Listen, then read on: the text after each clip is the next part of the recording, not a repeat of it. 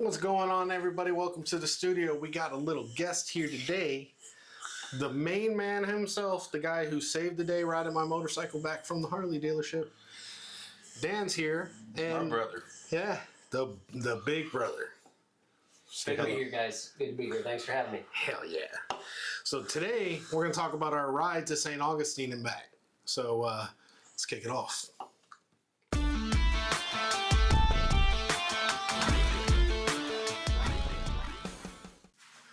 All right. For those of you who don't know, last weekend we took a ride up to St. Augustine. We did a nice little group ride. We did all A1A and US1, so it's all back roads. So instead of the three and a half hours I think it usually takes to get up there, we spent about 7 to 8 hours on the bike. I think somewhere around there with multiple stops and lunch and fuel. Yeah, we had 5 bikes. We had my son and myself and Jenny, Jeffrey, his wife. And my brother, Dan. She was in the car. And his son on his other bike. And then, Amanda, Jeff's wife, was in the car. She was a chase vehicle. We started from Port St. Lucie. And we started a little bit later than we thought. Well, we were like, about an hour or two later than what we had planned. And, we had been planning this for quite a while, mainly because we wanted to go up there, go to the distillery, spend a weekend together, but mainly for a first big ride of mine. Yeah, well, it really started off, to be honest, the ride wasn't even a ride. It was a trip to St. Augustine to do a little bit of family fun and also to see the distillery. Yeah. Because that's what the goal was to do a show about the distillery here in Florida and how all that went, which we did do, and it's on another video. But it morphed into the ride once Jeffrey got his license, and then the whole bikes, and the whole bike conundrum that led to him buying a new Harley. Yeah, props, shout out to Jeff. I mean, you were a handful of rides in, and man, nailed it. Perfect day. Yeah. I had never gotten to ride with my son. So, and he lives here and parks his bike right beside mine in the garage every day, but we'd never ridden together. It was the first for that. I hadn't ridden with you or Trent. Yeah, and Christian quite some time. Oh, man. What, 6 months rider? Yeah. New rider. If you want to talk about a rider with the most perfect posture, that boy looks like he's just the whole time straight up straight jacket. Yeah, he could go straight up right now and work for the sheriff's department. Oh, yeah. He's got the riding posture. Oh, yeah. I mean, it was not only the first big ride, but like even leading up to it, it was funny because like Christian would go, I'm nervous about riding in a group. I've never ridden with a group. Yeah. And I'm sitting here with a brand new bike and I'm like, man, I've never ridden alone. I got to ride neighborhoods alone. I got to ride the roads alone. And it just worked. Yeah. Jeff really troopered it out because think about it. Not only did he ride a brand new bike, just the last trip, one of the last things he did on the bike was wreck it. It was a small wreck. You've seen it on the video. A little tip over. But he just gets back from Iraq. He hasn't ridden in 4 months. He's only ridden a couple times before that. Like he's got a brand new bike. Not only that, the bike he bought with crash bars, but they weren't in. So he had to wait for them to come in. So he did that whole weekend ride. Yeah. Nerves and all with no crash bars. Right. Which is scary when you just put a bunch of money down on a bike. Especially when you're new and you know the likelihood of it going down is, on a little turn, some kind of spill. And I mean, that was the biggest reason I was worried about getting a Harley in the first place because I'm spending all this money on a bike and I don't even know really how to ride yet. Yeah. I'm like, okay, I'm going to spend 10 grand on a bike and I don't even have crash guards. Well, I think you did great because in spite of your nerves, brother, I couldn't even tell you were nervous. Like, you hit it well. And if I hadn't been behind you, I wouldn't have noticed it either. In the back, you notice a little bit of different things. But he is by far nailing it down. And you can see, it's funny, because you don't normally get to see someone progress. You just ride with them one time, and they're rough. You ride with them the next time, they're maybe a little better, and then you ride with them, and they seem to have got it. Boy, this was a 7-hour, 8-hour ride, so I got to see him get better every step of the way. Turns a little smoother, takeoff's a little faster. Which he also did some research after we came back. Yeah. He's even better at his takeoffs because he started studying into the power bands on the shiftings. Yeah. So he now knows, I can go up to a higher RPM before I shift. Where before he was almost shifting too low, which he was always running at that high end of the gear and too low a speed. So it's that kind of sluggish. Yeah. And then he was shifting the next gear before he really hit a good power band. and now I'm on it. It's just awesome. I will say, and I know we've talked about this, but there was one squirrely moment of the ride, and that was when we took the wrong turn, and then we had to go back towards Cape Canaveral. It actually wasn't squirrely for anybody. And I still need to see the footage on that one because I want to see this out because I was out front, so I couldn't see behind me. I'd love to have just seen like, was it a wobble? When we came around, so we were going east towards Canaveral, then we made that left turn, and you could see the space shuttle and everything like that. Then once we made that other turn, it was another left turn. Yeah. And we went over the bridge and we were by the water, and the road, like it moved that little diagonally over a little bit. And we went over the bridge. It was blowing my bike all over the road. It's a difference in asphalt height because they're doing construction. So you got new asphalt, old asphalt, or whatever. They were off balance, and he was hitting it on that ridge of the tire where it's kicking the bike back and forth. It's so minuscule that I didn't even notice it. Yeah, right. But we've all felt it. We've all went over that and felt that giving back and forth. It reminds me of what you described was like the first time you ever go across a drawbridge. Yes, and you get that wobble. Motorcycle. Yeah. And it's like the bike They did that. gets fun. Remember, they did that for the first time on this trip too. We went over the drawbridge up there in Vero. How was that? Did it feel I had no problem with it at all. Sometimes I go over but I don't notice it, but other times you get maybe right I where think you hit older, it, or they're older. You can feel it under you. Yeah. It's never scary at this point in riding, but you feel it. Yeah. I think the week before I went over my first railroad, and they put so much emphasis on when you go over railroad, make sure you go perpendicular, make sure you don't slow down, make sure you. So I'm going over and I'm like kind of holding my breath, and I'm like, oh, that was nothing. Yeah. So then when I went over the drawbridge, I was just like, just great, just keep going. I mean, it handled it great. Grates, drawbridges, raining conditions. The biggest thing, people overemphasize them, but what it really is do not do any drastic changes in speed or direction. Yeah. Everything has to be calculated, slower, timed. Like, you can hit your brakes on the drawbridge, but you need to stay off your front brake. You need to be gentle. Take that sign somewhat serious. Yes. When you're entering the bridge, and stay in your lane. Like, yeah. Try not to. Hard or Try to cut a lane, you might go down. Yeah. We did it one time in a Firebird. Yeah. Remember that? Yeah. We smacked the side rail in a Firebird. Four wheels, but I gunned it, and It was a little bit rainy, sprinkly, I think, that day. 360 plus, I don't know. I thought we were going over the bridge because, man, we smacked into the back rail that goes down to the water. I thought for sure we were taking a swim that day, but the old concrete held, and the Firebird took its beating, and we went on back to work. And then stopped, sitting diagonal of the lane, blocking all traffic. Oh, yeah. Everybody got stopped, and looked down. The car was still running, but it was in neutral somehow. We have lived some lives. The other funny part of the trip up there was we had made that last stop, and we're like an hour and a half, 2 hours away from St. Augustine. We were in Daytona, and then we decided to cut through town. And the lane that we were in, that right lane, was horrible. It was just horrible condition. I was bouncing. I was hitting things. I hit the frame on one of those bits. Oh yeah, Jenny was complaining because you gotta remember she's on that little dome seat, so we hit those. It hurts for her. For me, it's I'm in the cradle. It's not so bad. It's like, oh, that sucked, but and then she's cussing mad every time. She's like, well, you gotta hit him. I'm are you trying? Like I'm purposely angling back and forth across the street to hit every pothole. Like, trust me, that's not good on the bike. I'm not trying to hit. Yeah, I don't want to feel that. I hit one real hard, and even I said, as soon as I hit it, I said, oh. But if to be honest, the ride was excellent. The ride up, so much fun. We had so much fun at every stop. Yeah. Jeff was so overjoyed, and you'll see this. Don't be a show off. Are you so excited? We made our first field stop, and he came around giving them he was just overjoyed. The experience.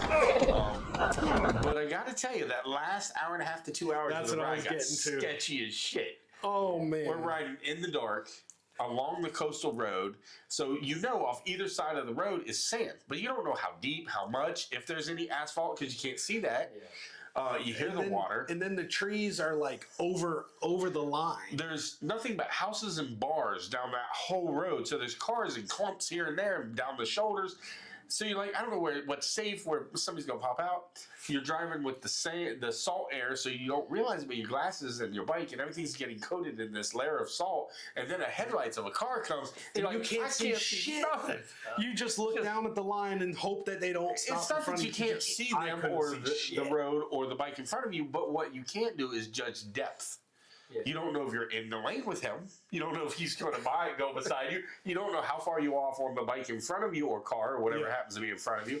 And you can't see the edge of the road. Like, you can't see the lines. Yeah. So you just, like, hold it straight and hope for the best. Yep. Follow the guy's taillights in front of you, if there's one. It had to be harder on you and Trent being up in the front. I didn't mind it too bad, though, as far as my glasses didn't get too bad. Oh, mine were brutal. It was rough. The cars coming at you was the worst part when you're approaching traffic. Oh, especially that truck. That guy, and I don't know that he had his high beams on. He had a trailer. I think he was squatted. So his headlights were casting upward, which was just hitting us just right. I was far enough out front. He wasn't bugging me. Nothing behind me. You guys were back there, but you guys... Oh, no, this guy wasn't behind us. He was coming at us. No, he was coming at us. Okay. And his lights, like when he passed, you might as well have been in a winter whiteout. You couldn't see anything for the front dash on your bike. They were so bright. On a big fence or some kind of big some kind of big camper trailer or something. He was a big jacked up truck. And I'm sitting here, I'm on the Sportster, so I'm just sitting here, and the truck was above me. Yeah. Like, it was a big truck. Freaky. And I think Trent and I, most of the time, were riding kind of bar to bar. You guys were riding edge to edge. I think we kind of might have dropped in because I think that was sketchy. He was talking about the trees, but then there was the raccoon. You know what I was impressed about? Did you know Jenny kicked the raccoon? Yeah. It looked like it. All right, there was a raccoon in the middle of the lane. He's actually a little off center from middle. Yeah. But he looked like he may have been hit or clipped by another vehicle. Yeah. He wasn't dead, but he wasn't running off the road. He wasn't doing well. Away from traffic. So he was sitting there, perfectly sitting, just like I'm sitting. And Jenny was, she does what she calls stretching her legs. She'll put them down and put the back of her calves against the pegs and let her feet hang. Because it puts them up high enough that unless I was to make a really hard bank, they won't touch the ground. Right. And along came that raccoon, and she kicked the shit out of it. Just booted him off the road. She's like, what was that? I was like, oh, it was a raccoon. I was like, you kicked it, didn't you? She's like, yeah. Did you guys ever verify with the tail car if it moved, if it ran, was it alive? Amanda didn't see it. We tried to. Amanda wasn't. She was focused on trying to keep her distance. Because I didn't see any movement. I remember seeing something in. I saw it. I didn't see. I saw it was a raccoon. Because like, oh, raccoon. I was like, I should swerve, and I'm like, yeah, he's I'm off center. Yeah. From him, I'm not gonna hit him. Ramp him. And she kicked him, and I felt it. And she's like, what was that? And I said, you kicked him, didn't you? And she's like, kicked what? What was that? And I said, she's like, yes, what was that? And I said, it was a raccoon. That was a gremlin, baby. That's why we have the bells. That's why the bells are on there. The whole time we were riding there, I'm sitting there, because the bushes were right there. Like, they were over the line. And the whole time I'm riding, I'm like, man, I sure hope something doesn't just jump out in front of me. Because there's no way I'm missing it right now. You don't. If you can stop, but you don't do anything erratic. Oh, there was nothing I could have done. I would have taken. Just try to hold your bike up and ride it out. Because if you try to evasive maneuver, especially up there where it's all sand and sugar sand, you're in for even worse damage and danger. And if it wasn't bad enough that I couldn't see out of my visor because of the salt, then the lights were coming through, and then we were the bushes and stuff. I had to piss. As soon as we left Daytona, like the downtown, I was like, I need to piss. I don't know if we're going to stop again. Yeah. And then you guys were saying that you wanted to stop. Everybody wanted to stop. Why are you so aggressive? We're on camera. It's tinkle, bro. Tinkle. Gotta tinkle. No, at that point, I needed to piss. There's no... I think by that last 2 hours, everybody had to go to the bathroom. Everybody was... I think we pretty much were getting to the point of we're ready to stop and eat some food and be done. Because let's be for real, once it gets that dark and you're in an unknown place and you've been riding all day, you're tired. Well, and one key you mentioned, first ride together. Yes. This is our first big ride. Now, future, we'll probably all be a little more aggressive, not aggressive, but just... stop when you feel like you need to stop. Yeah, everybody. Before it's like, oh, do them people want to push it? But the first time out, we all thought, well, I don't want to be the guy. Yeah, I thought I thought I'd said it in the past, but anytime Jenny is on the bike with me, about every hour or even sooner, and she's okay with stopping. Oh, there's more she's got times the I would have uncomfortable stopped, but I seat. didn't want to be the little bee in the group. Shoot, I'd have been No. Jenny's got the most uncomfortable seat. I ride according to her needs. Not I didn't time it, but on the ride up, we didn't make as many stops as we probably We should. made one, two, three. We made 3 stops on the way up. 3 stops, but then we had lunch. No, lunch and 2 stops. We stopped before we got No, up there, didn't we? We had the 1 stop for fuel, and then we stopped for lunch, and then we stopped one more time before we got to the. Man, I thought, dang. I'm pretty sure it was 3 stops. Unless we're doing 1,000 miles and we just want to log miles in that day.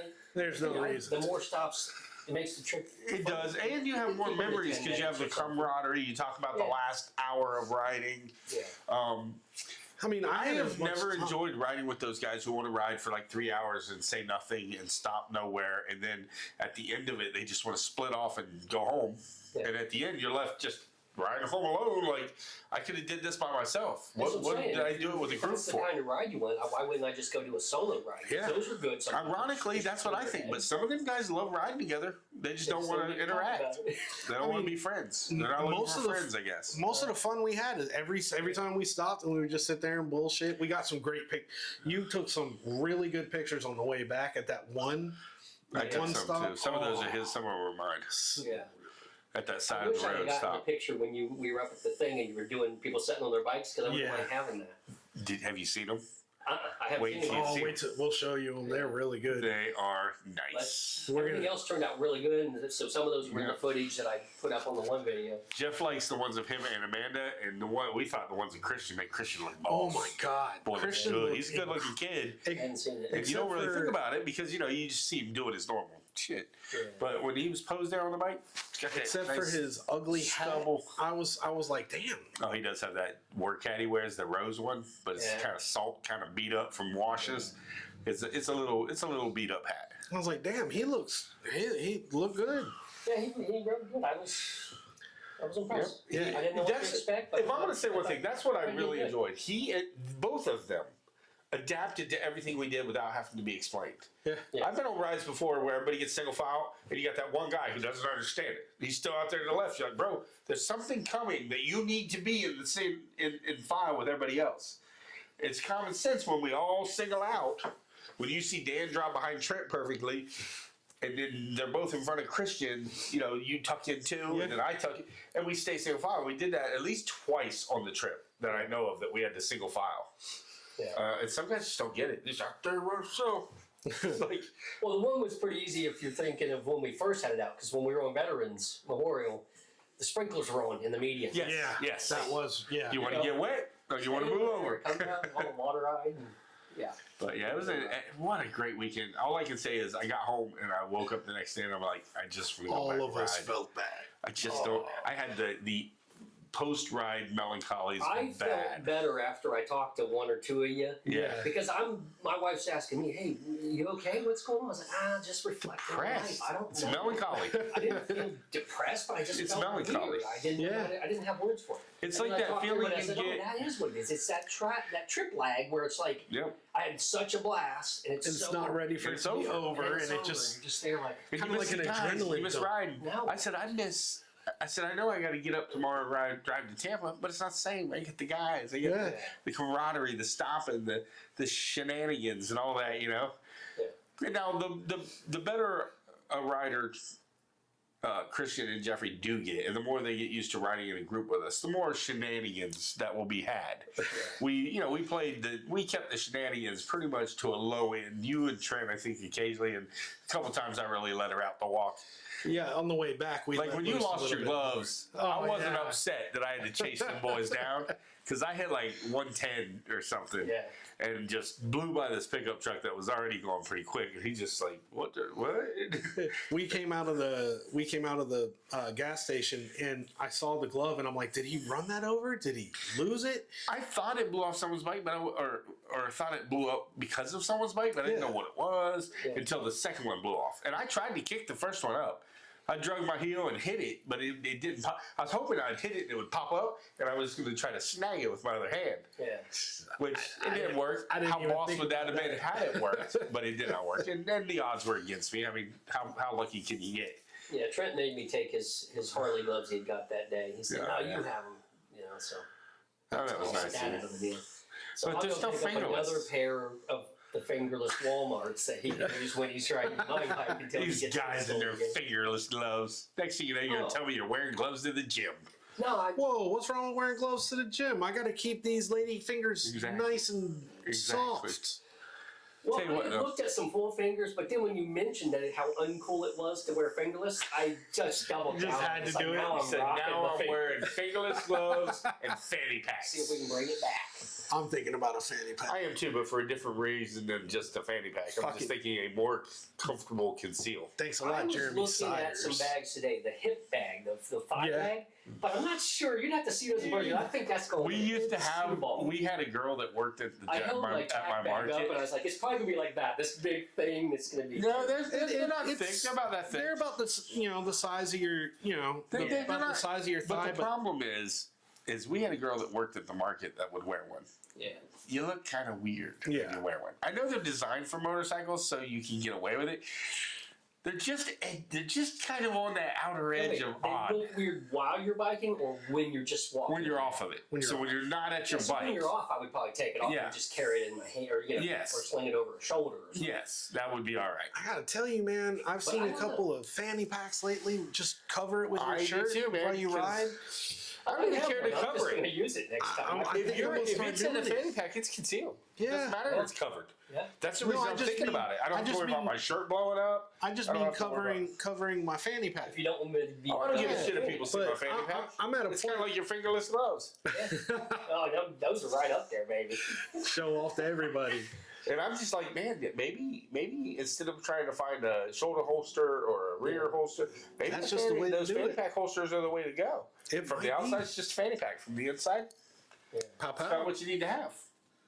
It might be something we're gonna have to do next. I'm a fat guy. There ain't a lot of places you can conceal one on your body without putting you in a lot of uncomfortable positions for a long time. No, I didn't have a problem carrying mine. I didn't have any discomfort. And But you don't have like a that. rider. But I was going to say that, and when you get off the bike and when you get on the bike and you're moving around, then it starts getting a little bit more uncomfortable. For some reason, while I rode, had no issue moving around. See, to me, the only comfortable place that you could literally carry a gun while you rode is middle back. Yeah. Because that's the place that has no pressure. You know, as long as your pants are the right size, you could carry it Yeah, but you see, small your back and it'll be all right. I have a problem carrying there. Yeah, your arms aren't long I enough can't to reach it. them. It's like T-Rex trying to scratch his back or, I don't know, jerk off. Yeah, I carried mine in the bag, which was fine because we have. That's them. where I have mine. But I'm like, if I need to return fire while I'm riding, now what? Now, what would be good is I carry that big sling bag in my bag. So you can open my saddlebag while it's going down the road, nothing comes out because it's all inside that bag. If I Velcro holstered to the side of that bag up where the gap's at by Jenny's knee, Yeah. Yeah. then you can literally pop the bag and it's right there. You can literally draw it right there. You wouldn't have to stop the bike even. Yeah. You can pull it out while moving. Yeah. The problem is when you have a passenger, you can't do that because now you're reaching around their leg, trying to get up under them a little bit to pop it. Yeah. And that's Well, I thought it would be cool to get something mounted on the front of the bag that would just, but like an open carry, but then it might get, open carries. sand and grit. Well, you and stuff can't. like You're not that. legally allowed to open carry. And you're going to draw attention. Yeah, I would Because definitely. there's guys who have like tank holsters There's and also a really handlebar cool leather holsters. tank, Yeah. tank set up for like you could hold a phone and like it had a Oh, holster yeah. on it. Is it like one of the Molly It ones? was like leather, the one I saw. Oh, okay. But Yeah. But the problem is it's not legal to open it carry. looked really cool. But yeah, that's in our state. That's. Yeah, if they ever make it open carry, then it doesn't matter I mean, where there's and things I how. love about Florida, like the no helmet thing. Yeah. I like that If- personally. If we could But- go to an open carry, I wouldn't have any problem because I would just simply wear a shoulder harness. Yeah. The only reason I steer away from them a little bit is because if it gets hot, you're married to a sweatshirt unless you Yeah. want to remove the whole rig. Yeah. And that's kind of a pain in the ass. And for Because me, now I you would got a just, bunch of shit up in your saddlebag. You know, you got it braced up in there, but everybody also saw you take it off. So if there's anybody around, Yeah. you can't leave your bike now because it's not that hard to break into the saddlebags or a So I motorcycle. think if the state would go open carry, then enough people would do it that Yes. it wouldn't even be a big deal. Right now, if you could open carry and nobody else was doing it, you feel like it kind of marks you. People Yeah. try to mess with you. But if everybody's doing it, and a lot of people choose to go along, it'd probably I would be cool. never do it. As a rider, I totally would. I would Yeah, like it if I it was wouldn't. normalized to where a lot of people, like it was common to see people. Yeah, you go through the grocery store and there's Yeah, 35 everybody's, people you know. carrying it. Yeah, now the only legal way in Florida to do it is if you're fishing or hunting. Yeah. Other than that, you can't do it. But if we ever got that law passed, I would be totally okay with it. Yeah. Yeah. Because then you would have the option for the guys who like to, I'm that secret gun in the crowd. That's fine. Have your secret gun in the crowd. But a lot less crime is going to go down in the first place if 35 people in the same store have open carry. I mean, Criminals yeah. going to go, I can't get all 35 of them. Yeah. There's no way.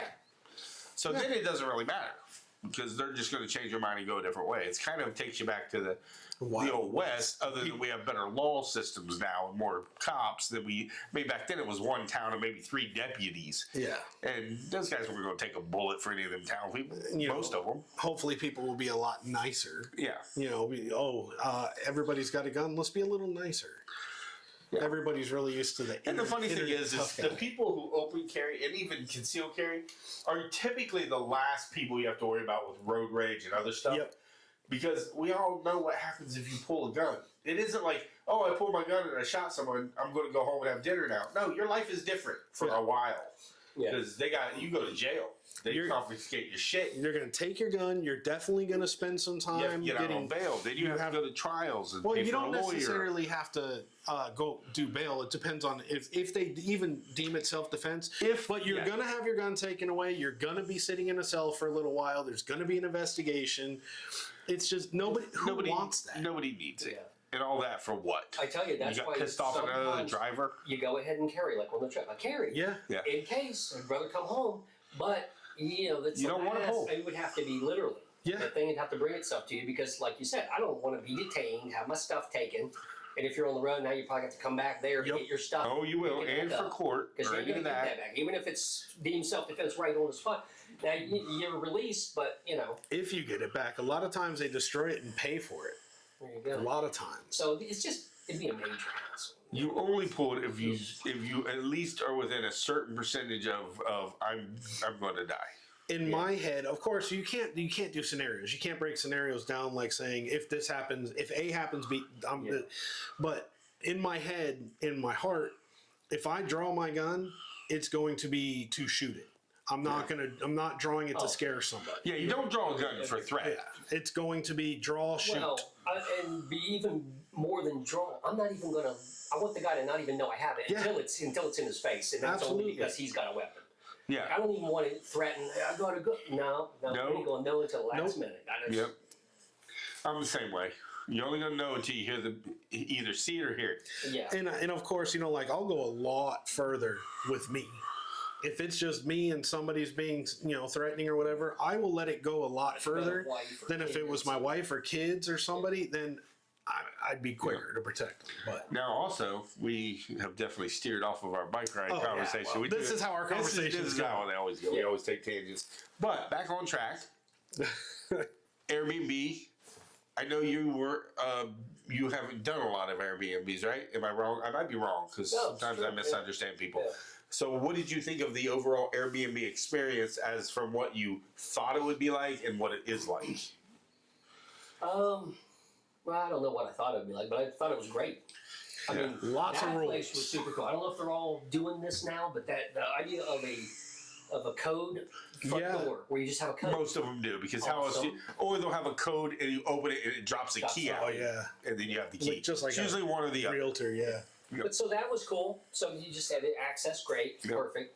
And yeah, it was nice. And they usually have a book that you read, and it tells you exactly how to throw away garbage, how they want the place to be taken care of before you leave. What's available, what's not available, what you can use, what's off limits, and stuff like that. So it's usually very explanatory. It's usually pretty cool. You do have to really pay attention when you book them. That you want to make sure. We stayed in one time. We got there, and the people lived there. They just left when you got there. Like the day you were coming in that morning, they brushed their teeth, put their toothbrush back in the holder, and they went down to the hotel or to their sister's house for the 2 days you're in it. And that's not fun because you find dirty toothbrushes, used razors in the shower, half empty bottles of shampoo, and like hundreds of shower stuff stacked in the shower. And that might be the thing that would discourage you. Yes. How do you know? Do they advertise it? How do you know what's what? You really look at them. Like that one, there's always a little risk, but so is hotels. You can look at a hotel and you go, "Oh, that's a nice place." You get there, and those photos were taken 30 years ago. That place is a shithole now. Yep. So there's always risk, but you really look into it. You look at what they charge. Is it a good price for what you're getting, or are you getting a bargain? Because bargain usually means bad. Yeah. It usually means something's not adding up. Too good to be true. It is too good to be true. Yeah. The other thing is you want it to look vacant. You want the furnitures to look like something that people would have in a rental or a hotel, not like something people would have in their house, not like really worn out furniture. Yeah. You know, or kind of collections of books just piled up on, you know. Kind of where it's comfortable to sit, but it's not overly homey. Like that one on the pictures on the website, it looks like it's staged. It is. It's on the market for sale. Yes. And that's the furniture you're looking for. That's how you want it to look. You want it to look like a staged house. There's no dirty dishes on the counter. Yeah. Somebody's living in it. And the funny thing is they all have plenty of dishes, and most of them nice dishes. Yeah. Because who wants to eat off somebody's scratched up, dirty, kind of dank looking dishes? Place, I would give that place a high rating, personally. I would totally go back and stay. We do. Dishes, I mean, I wasn't, and I'm kind of a picky person, people will say in my family, but I didn't have any problem with I know your brother. The dishes, everything. I felt as comfortable living there for the couple of nights we stayed there as I do in my own home. Now, not quite like my own home because my bed, my bathroom, my chairs. Yeah. But perfectly comfortable. The beds were nice. You know, some people thought they're a little hard. Some people thought they're a little too soft. They're adequate. And if you really had time and it was really going to be a long stay, then you move around the rooms. Yeah. You give each other, you like soft beds? That one's soft. Try that one. And you just do it until you find the perfect fit for everyone. Right. We were only staying 2 days, so we all picked rooms according to whatever it was that the girls picked them out. Yeah. And we just all dealt. And that's how I always do it. I don't give a crap if I'm sleeping on the floor, the sofa, or the bed. One night I slept half the night in the chair in the living room. You know, you were up. Yeah. And then finally I said, this bitch can keep waking me up. I'm going back to the bedroom. It ain't going back to bed. No. I said, it's 4 o'clock. He ain't going back to bed. So I went back to the room. It also had a pool, a hot tub, and a little grill. The pool, I mean, for Florida, it was chilly. Yeah. So it came with the heater, but what was it? Like, I think 80 degrees or something. Like there was another charge like on top of it. $200. It was like, I think it was $200. I think it was ridiculous for the time you were there to heat the pool. There were a lot of rules. It wouldn't have been. No, you'd have to be staying for a couple weeks in the coldest months, and then you wanted to use the pool. Funny thing is most Northerners would come down and never use the heater in those pools because to them our water's never cold. Yeah. To us, it gets winter and our water's freezing. Yeah. And Florida, that was our coldest day of the year. Yeah, so far that weekend. Yeah. We dubbed the owner of the Airbnb Susan. I don't know why. We were just being overly dramatic. She was actually there was no rules there that were outside of acceptable. The only rule I guess that I kind of didn't like, there were two. One is the 10 o'clock curfew on the backyard. Yeah. But I get it. It's right on the beach. It's in a high-end neighborhood. The neighbors are permanent dwellings. And they were trying to... And I'm talking at 10 o'clock, the whole street was dark. There was no neighbors coming in late. Or it was you needed to really be inside at 10 to not piss off your neighbors. And that's fine. I get why they said it. Yeah, the other thing... When I looked out there, I didn't even see a lot of lights on inside. Yeah, it was dark. Go to bed at 9:30. The only other thing I don't like, and this is a heavy thing across Airbnbs across the board, is houses with garages that are not accessible to renters. I wish more people would do Airbnbs where they include the garage as part of the rental for people like us who are professionals with upscale jobs who can afford to ride Harleys and take care of our equipment. We're not hooligans. We're not going to trash your house. And did I spit on you? No. Okay. And have access to the garage to put the bikes inside to keep them out of the weather and the rain. Now, luckily, it didn't rain on us the whole time we were there, and even the dew wasn't bad. Yeah, it wasn't. But it's like, I spent a lot of money on that bike. I really don't want to rust it out sitting in the salt air for 2 days. Yeah. But the garage, and I get it, it's for storage. It's for storage and the cleaning and everything. How much cleaning supplies you really need to fill a whole garage. Yeah. I'm not going to touch your stuff. Lock it up in cabinets if you want. Just give me access to the parking area. Now, the owner may be a collector of cars. He might have a couple cars in there. Maybe they stay there for 3 months of the year during a certain season, and they got a car there that they fly down, and their own car's parked in there. Yeah. So there's always legitimate reasons. I just wish more Airbnbs filled with motorcycles and we're sitting there with more. I just wish more Airbnbs would cater to the fact that some people want to keep their shit inside and nice. Yeah. And I mean, there were a couple rules, like you could only have 2 vehicles there. Well, we had 5 motorcycles and 2 cars, and I think they're basically getting at we don't want you parking all up and down the street, or parking in the yard. The vehicles have to fit in the driveway. They had a 4-car driveway. Yeah, I mean there was tons of room. We fit 3 cars at one point, a big pickup truck, 2 cars, and all 5 bikes. Yeah. And no neighbors complained. Nothing seemed to be a problem. So I don't know if they rated us as tenants. Some Airbnbs do. I gotta go in and check. Some Airbnbs will rate you because it's a system you use. Yeah. So next guy who's going to rate you can go on and look at your reviews and go, oh, he's a 5-star tenant. Yeah. I mean, we cleaned everything. One of the rules was you can't vape in the house. Nobody did. No smoking inside or outside. No, the outside rule was only. Well, there were 3. It was written 3 different ways. Right, but it was preferenced, and the way I understand the rule to be, if you do smoke a cigarette or a cigar or vape outside, because they know that you're not going to smoke for 2 or 3 days. Yeah. Just because you're staying there. But basically, what it is you will be charged a cleanup fee if it smells, or if it's garbage, or cigarette butts on the ground, or cigars left on the thing, or if you burn something because there's no ashtrays, and you lay it down and you burn the furniture or something. Then obviously there's going to be fees for that. But as long as you leave it looking and smelling like you found it, that they don't have a problem. Yeah, they're not gonna say anything. So we did have a cigar. We had a cigar, and he cooked some burgers and brats, and then we burnt the cigar and stubs. What did Haley call them? Better with cheddar. Better with cheddar brats. Better with cheddar. And then we just took the nubs and we just threw it in, lit them up, and burned them in the garage. Yeah. Yeah. Where was that? Trying to keep trying to get the flames higher than the house. Yeah. And that's why they have these rules. I may have been guilty of a little of that. Well, yeah, but I was trying to let you off the hook because you're on the show. You left me unattended with a bottle of charcoal lighter fluid. And got some heat up. But what was that ice cream shop that she got the shakes? Those were I don't know. I don't know. She looked them up somewhere and got them all online. It was like she'd never been. I don't think she ever went. No, maybe she'd been to one of those down in Melbourne or in Gainesville or somebody else. Maybe they have one. Yeah. But she'd never been to that one. Oh, no, she said she's been to St. Augustine a few times, so she may have been there before. Let's get it live. We can ask her. That was a good shake. I enjoyed that. Now, I must say, here's one thing I love. Sometimes the ride to a place is more fun than the ride home from a place. Because on the way there, there's the anticipation of getting there and the fun time you're going to have and the vacation. The ride home can sometimes be dampened by, I'm tired from the vacation, I'm wore out, I'm tired from the ride, I just want to be back home, I got to work tomorrow. Many reasons why the ride back can sometimes not be as much fun. I have to admit, I think the ride back was every bit as much fun, if not a little more fun than the ride up.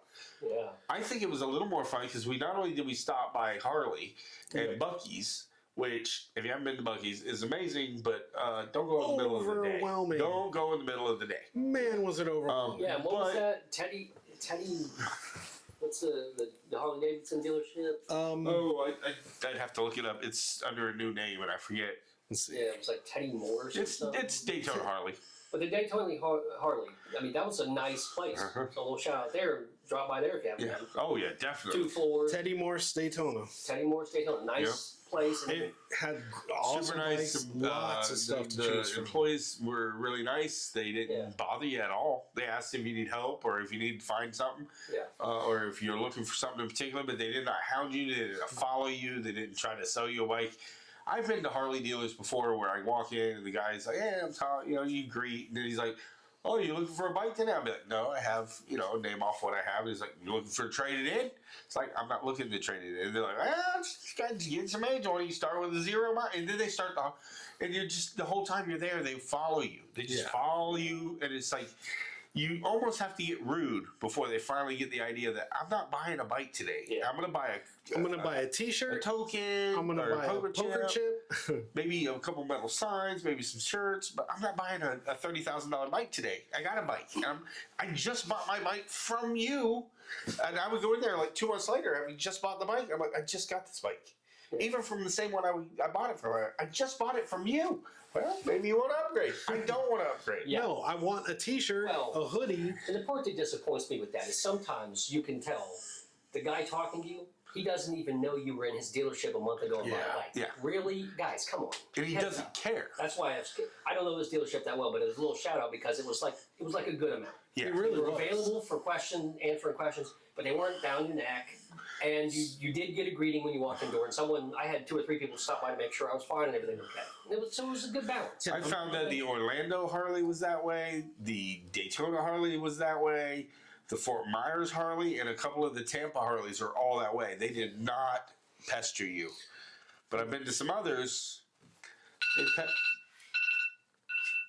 Jeez. They pester very much. Sorry, I am currently smoking we're a smoking a brisket, and brisket. I got to go get the meat. So on that note, Yeah, we'll go ahead and close out this recording because this video is going to be long as shit.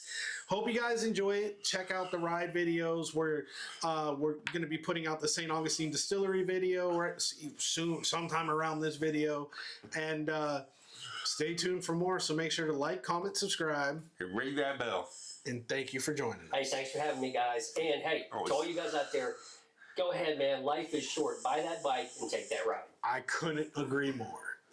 So until next time, guys, peace out. We'll see you next time.